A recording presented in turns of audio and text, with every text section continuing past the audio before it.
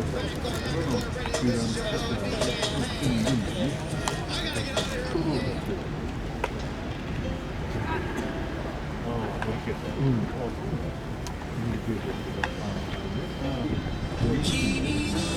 げえ大変だと思うんですけど、まあ、できていますよね。それなんですよ。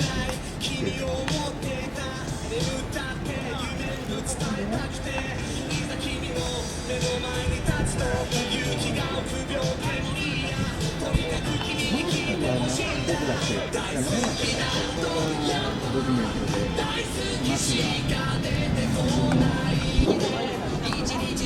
が、先輩としての姿を見て、生徒に、い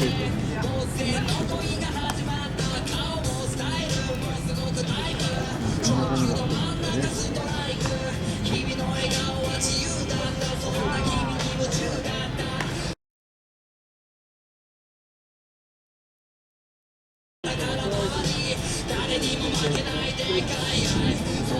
ですよね。